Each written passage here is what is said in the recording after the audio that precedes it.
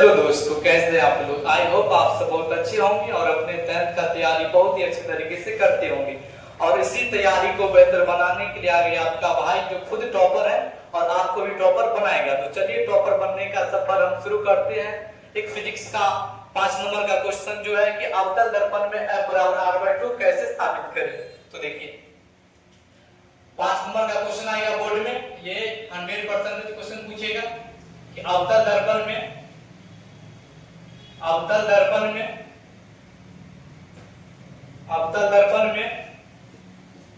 F equal to r/2 साबित करें। ये आपके बिहार बोर्ड 2026 के लिए 100% क्वेश्चन सेट किया गया है, साबित करें। और ये 5 नंबर का क्वेश्चन आएगा कि अवतल दर्पण में F इक्वल टू r/2 कैसे साबित करें। और चूंकि देखिए हमें अवतल दर्पण में साबित करना है तो सबसे पहले क्या करेंगे, हम एक अवतल दर्पण बनाएंगे। यहाँ ये हमारा अवतल दर्पण बन गया। अब क्या करेंगे, इसमें हम मध्य बिंदु दिखाएंगे, यानी दर्पण का ध्रुव दिखाएंगे यहाँ पे। और दर्पण को ध्रुव को हम P से दिखाते हैं, पता है। एक क्या करेंगे, हम प्रधान अक्ष ऐसे ड्रॉ करेंगे। उसके बाद देखिए यहाँ पे हमारा क्या हो जाएगा, इसका सेंटर हो जाएगा, यानी वक्रता केंद्र आ जाएगा। अब देखो प्रधान अक्ष के समांतर एक हम क्या करेंगे, प्रकाश की किरण ऐसे जा रही है और प्रकाश की किरण दर्पण से टकराने के बाद, यानी दर्पण से परावर्तन के बाद आपको पता है कि किससे होकर गुजरेगी, बताइए तो फोकस से होकर के। यानी प्रधान अक्ष के समांतर जाने वाली प्रकाश की किरणें दर्पण से परावर्तन के बाद फोकस से होकर गुजरेगी, हमको पता है। ठीक है, ये हमारा क्या हो गया, F हो गया। और आपको मालूम है कि C से लेकर के P तक क्या होता है, बताइए तो दूरी को क्या बोलेंगे हम, R। यानी हमारा वक्रता केंद्र से लेकर के दर्पण के ध्रुव के बीच की दूरी क्या होगा, R। और बताइए तो फोकस से होकर के ध्रुव के बीच कितनी दूरी क्या होगा, हमारा F, यानी फोकस दूरी होगा। अब जो भी यहाँ पे हमारा ये हमारा दर्पण M और N है, तो पहले हम लिख लेते हैं कि जो भी इसमें हम लिखे हुए कि माना कि M और N एक अवतल दर्पण है, MN एक अवतल दर्पण है जिसका ध्रुव, या बोल सकते हैं कि जिसका मध्य बिंदु P है, जिसका मध्य बिंदु, या यहाँ पे हम इसको ध्रुव भी बोल सकते हैं, मध्य बिंदु या ध्रुव। माना कि MN एक अवतल दर्पण है जिसका मध्य बिंदु या ध्रुव P है, जिसका प्रधान अक्ष क्या है, CP है। जिसका प्रधान अक्ष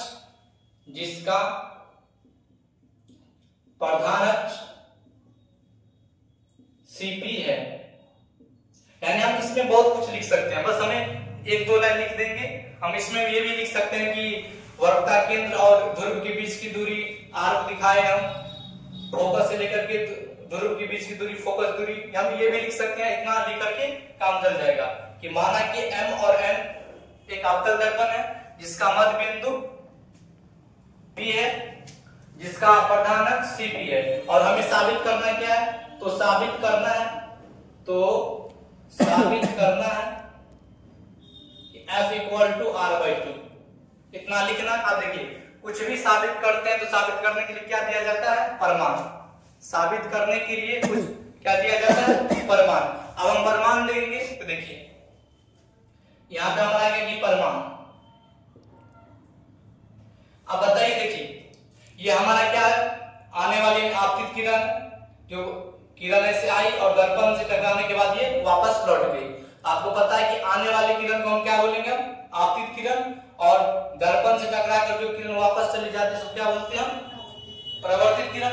और आपको पता है कि बीच में क्या डालते हैं हम, अभिलंब।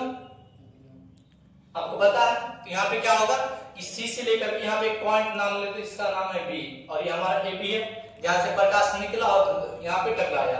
अब बताइए परावर्तन के नियम से यहाँ पे क्या होगा कि सर ये कौन है, सॉरी ये प्रकाश किरण से आई और टकरा के निकल गई और ये हमारा अभिलंब बन गया।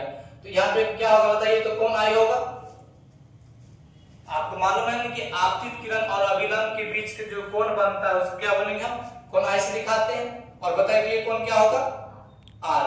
और परावर्तन के नियम से कोण आई इक्वल टू कोण आर होता है। तो एक प्रमाण ये हो गया यहाँ पे हमारा कि सर कि कोण आई बराबर कोण आर होगा। इसको इक्वेशन नंबर 1 मानते हैं किसके अनुसार, तो परावर्तन के नियम के अनुसार। परावर्तन के नियम के अनुसार।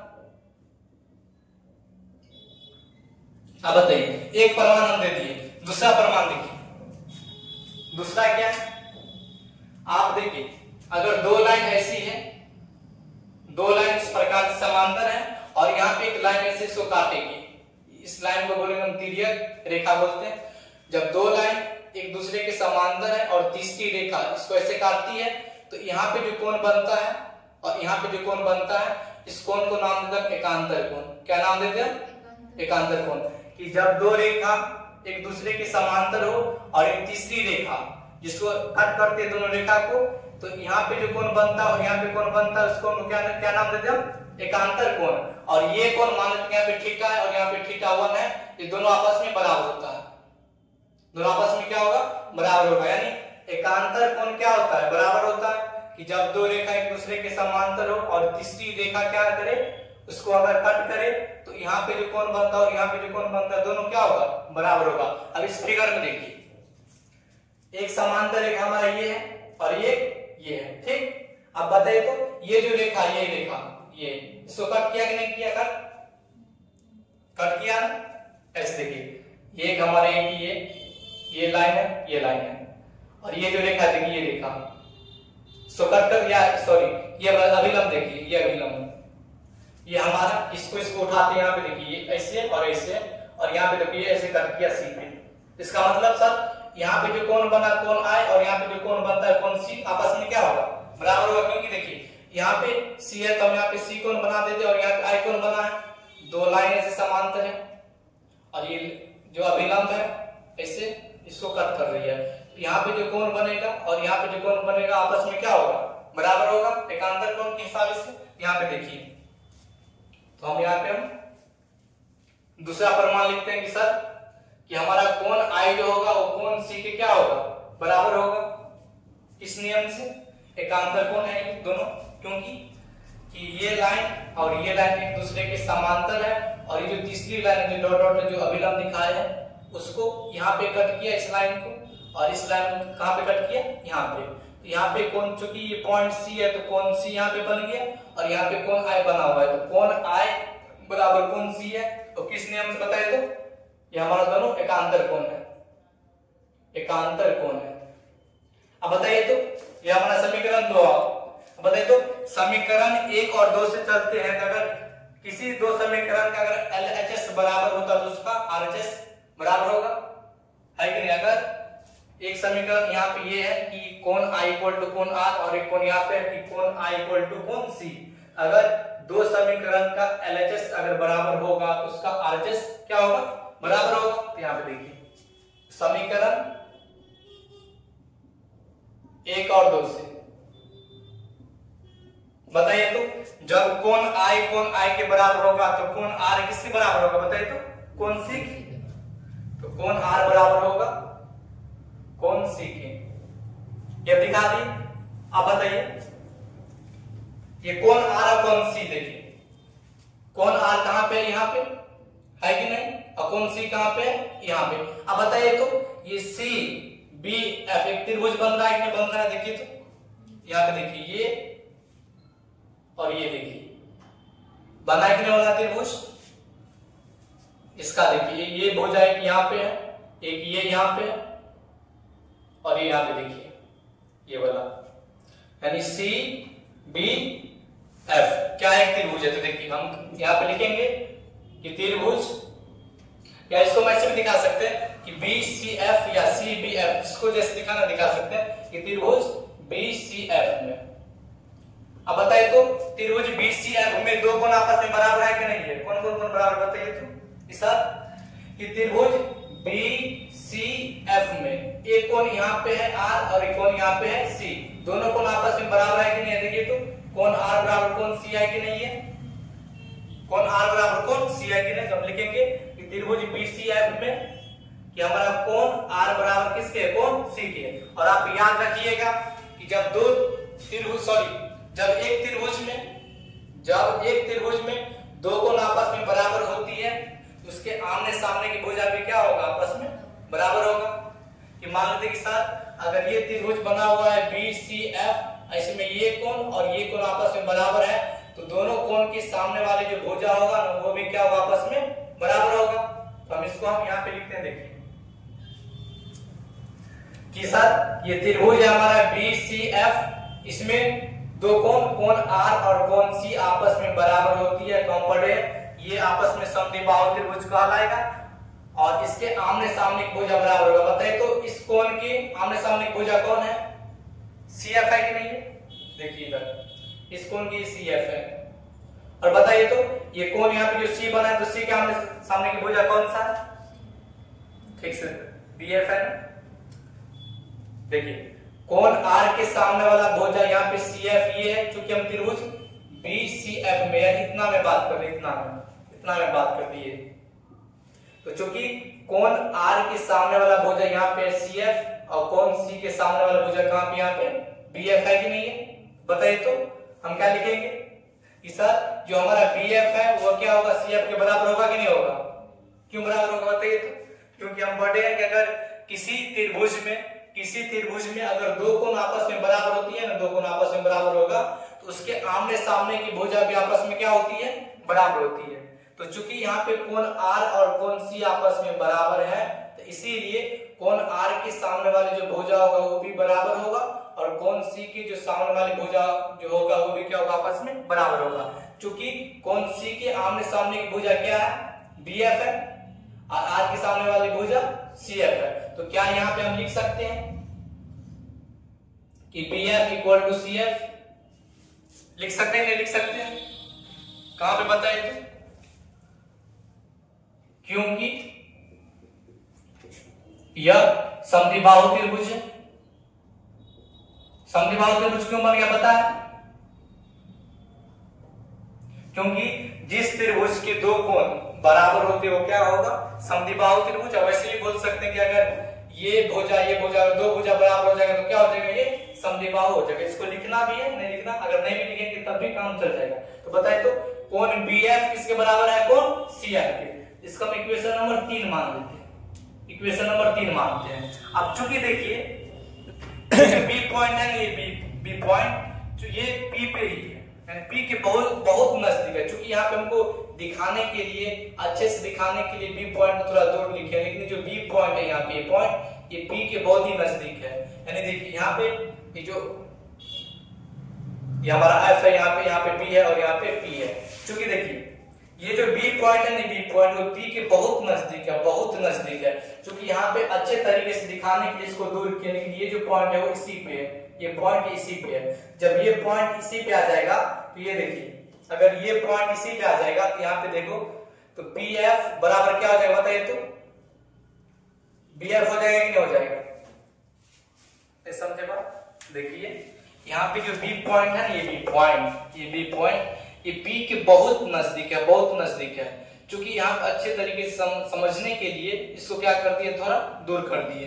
ये जब इसके नजदीक आ जाएगा ना, ऐसे इसके नजदीक आ जाएगा, यहाँ पे जो BF है, यहाँ पे जो इसको हम F भी बोल सकते हैं, क्योंकि यहाँ पे BF लिखे हैं, इसीलिए जो हमारा BF है ना, ये BF वो किसके बराबर हो जाएगा बताइए तो, PF के बराबर हो जाएगा। नहीं समझे बात। तो चूंकि यहाँ पे हमको अच्छे तरीके से दिखाने के लिए इसको दूर किए, जब ये B पॉइंट ये P के नजदीक आ जाएगा ना तो यहाँ पे हमारा BF और किसके बराबर हो जाएगा, PF के, यानी BF बराबर हो जाएगा PF के। यानी दोनों भुज आपस में, ये भुज हमारा BF है और ये जो हमारा साइड है वो हमारा PF है, ये दोनों आपस में क्या होगा, बराबर हो जाएगा। यहाँ पे लिखेंगे चूंकि बिंदु B P के बहुत करीब है, हम लिखे हैं कि चूंकि जो बिंदु B है वो P के बहुत करीब है, तो इसीलिए जो हमारा BF होगा वो किसके बराबर होगा, PF के। समझे बात। जो हमारा BF होगा किसके बराबर होगा, पी एफ के। अब इक्वेशन नंबर इसको कितना मान लेंगे हम 4। अब बताइए इक्वेशन नंबर 3 और इक्वेशन नंबर 4 का, यानी इक्वेशन नंबर तीसरा और इक्वेशन नंबर 4 का एलएचएस बराबर है कि नहीं है? जब एलएचएस बराबर होगा तो उसका आरएचएस भी बराबर होगा कि नहीं होगा? तो हम यहाँ पे लिखते हैं कि समीकरण तीसरा और चौथा से बताइए तो सर ये CF बराबर होगा किसके बराबर होगा? PF के होगा कि नहीं होगा बराबर? सर जो CF होगा वो किसके बराबर होगा? PF के। इतना होगा कि नहीं होगा? अब बताइए यानी सर जो CF होगा ना, ये CF वो किसके बराबर होगा? PF के। दिखा दीजिए ये दोनों आपस में क्या होगा? बराबर होगा। आप देखिए तो चूंकि यहाँ पे लिखना है कि चूंकि बताइए तो पूरा PC है कि नहीं है? P और C देखेंगे चूंकि P से पूरा की दूरी कितना है? R है ना। P और C से दूरी कितना है? R। यानी ये जो पूरा दूरी को क्या माने, यानी पॉइंट P से लेकर के पॉइंट C के बीच पूरा दूरी क्या है? R है। और बताइए तो जो यहाँ पे PC है, PC इसको हम टुकड़े में क्या लिख सकते हैं? CF और PF को जोड़ेंगे तो पूरा CP आ जाएगा, क्या आ जाएगा?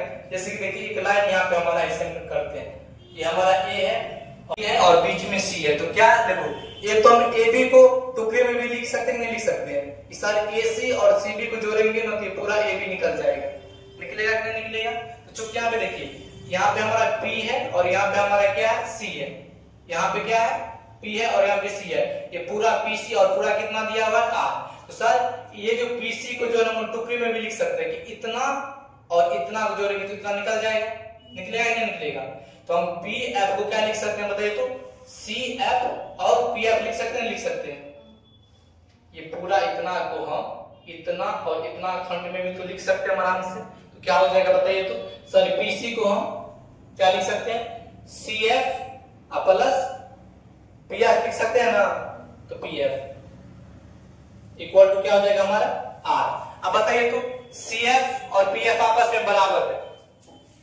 यहाँ पे देखिए CF और PF आपस में क्या है? बराबर है। इधर देखिए इस बॉक्स में। तो चूंकि सर CF और PF आपस में बराबर है तो जहां पे CF है तो वहां पे PF भी लिख सकते हैं, नहीं लिख सकते? यहाँ पे क्योंकि ये भुजा और ये भुजा दोनों बराबर है तो जहां पे CF है वहां पे हम PF लिख सकते हैं। तो देखो यहाँ पे PF प्लस PF बराबर क्या हो जाएगा बताइए तो? R हो जाएगा ना। अब चूंकि यहाँ पे देखिए तो PF की दूरी कितना है? सर PF के बीच की दूरी आप लिखे हैं F लिखे हैं। देखिए तो ये हमारा F हो जाएगा और ये कितना हो जाएगा? F हो जाएगा ना बराबर R। F को जोड़ेंगे तो 2F इक्वल टू R। बताए तो 2 को नीचे करेंगे तो हमारा प्रूफ आगे क्या आएगा? एक बार हम फिर से समझ लेते हैं। देखिए हमें साबित करना है कि अवतल दर्पण में कि F बराबर R/2 साबित कैसे करें। तो सबसे पहले क्या हमें अवतल दर्पण पूछा गया है अवतल दर्पण में, तो सबसे पहले हम अवतल दर्पण ड्रॉ किए। ठीक, उसके बाद इसका मध्य बिंदु P दिखाए, उसके बाद एक प्रधान अक्ष ऐसे खींचे। ठीक, उसके बाद क्या किए? इसी के समांतर एक प्रकाश से किरण ऐसे भेजे जो दर्पण से परावर्तन के बाद फिर से फोकस से होकर के गुजर गई। ठीक, उसके बाद क्या किया? हमें पता है कि जब भी किरण ऐसे होगा परावर्तन होगा तो बीच में अभिलंब बनेगा कि नहीं बनेगा? अभिलंब बन गया। और परावर्तन के नियम से क्या होगा बताइए तो? कौन आए कौन आर के बराबर होगा कि नहीं होगा? तो सबसे पहले हम यहाँ पे लिखे हैं कि जो भी देखो जो भी हम लिखे उसमें दिखाई दे रहा है यहाँ पे लिख सकते हैं कि सर M और N हमारा अवतल दर्पण है। तो हम लिख दिए कि माना कि M N एक क्या है? अवतल दर्पण है जिसका मध्य बिंदु क्या है बताइए तो? P है और जिसका प्रधान अक्ष CP है। अब इसमें और भी लिख सकते हैं, इसमें हम और भी लिख सकते हैं कि वक्रता केंद्र से लेकर के ध्रुव के बीच की दूरी R है, फोकस से लेकर के ध्रुव के बीच की दूरी F है। उतना भी लिख सकते हो, उतना लिखने का काम नहीं है। आपको जितना लिखने का काम है, आप अगर ये नहीं लिखिएगा तब भी आपको 5 नंबर दे दिया जाएगा, और लिखिएगा तो अच्छी बात है, कॉपी में भरेगा। तो हमें साबित क्या करना है बताइए तो? F बराबर R/2। और कोई भी चीज साबित करना रहता तो क्या देते हैं हम? सबूत प्रमाण देते हैं। बिना प्रमाण के कुछ तो हम साबित कर दे सकते हैं। तो पहला प्रमाण क्या दिए, परावर्तन का नियम दिए कि सर कि परावर्तन के नियम से कोण I जो होगा वो कोण R के बराबर होगा। तो पहले हम लिख लिए कि कोण I कोण R के बराबर होगा।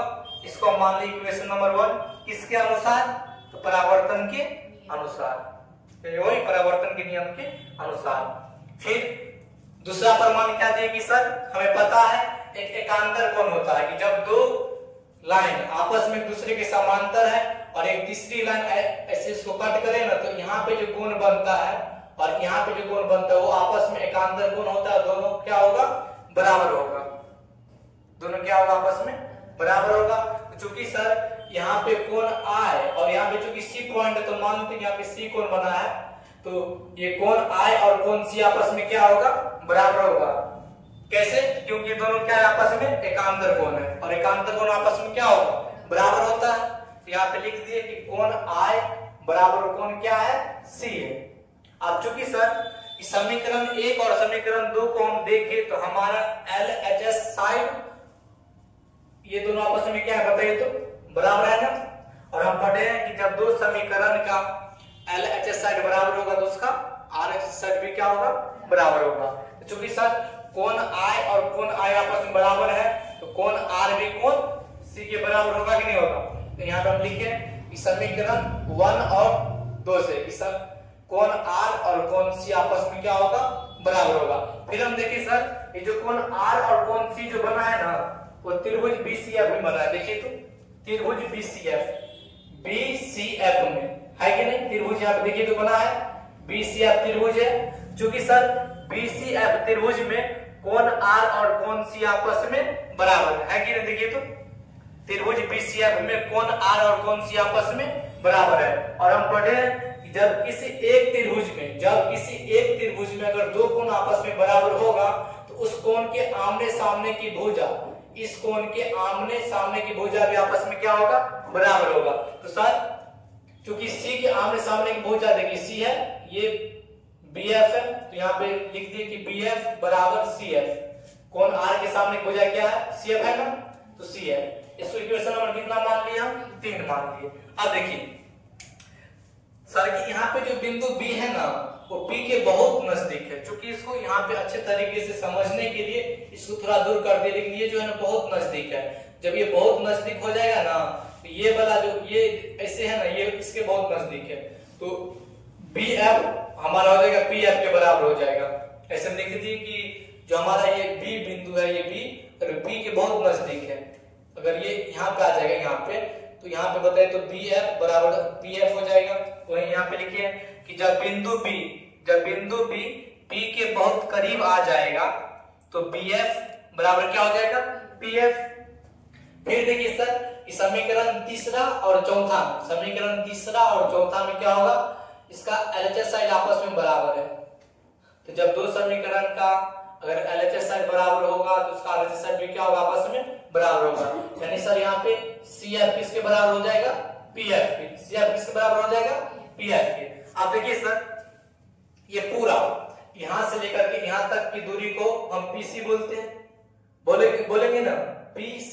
और PC कितना दिया हुआ बताइए तो R। PC कितना दिया हुआ है, R। क्योंकि सर इस PC को हम दो खंड में भी लिख सकते हैं, इस PC को दो खंड में भी लिख सकते हैं कि सर CF और PF में लिख सकते हैं, नहीं लिख सकते हैं। इस पूरे लाइन को दो खंड में ऐसे और ऐसे जोड़ेंगे तो हो जाएगा। सर इस PC को CF और PF में भी लिख सकते हैं, लिख दें यहाँ पे तो CF plus PF equal to क्या हो जाएगा, R। अब देखिए चूंकि हम यहाँ पे देखें कि सर हमारा CF और PF आपस में क्या है, बराबर है। सर जहां पे CF है ना तो वहां पे हम PF डाल सकते हैं, तो PF डाल दिए कि PF प्लस PF बराबर क्या हो जाएगा, R। क्योंकि सर यहाँ पे देखिए तो P और F के बीच दूरी क्या है, स्मॉल f है ना, यहाँ पे हम स्मॉल f दे दिए, यहाँ पे भी दे दिए, बराबर क्या हो जाएगा, R। जब f और f को आपस में जोड़ेंगे तो क्या हो जाएगा, 2। तो 2f बराबर क्या हो जाएगा, R। फिर 2 को क्या कर दिया हम नीचे कर दिए तो f बराबर R/2 हो गया।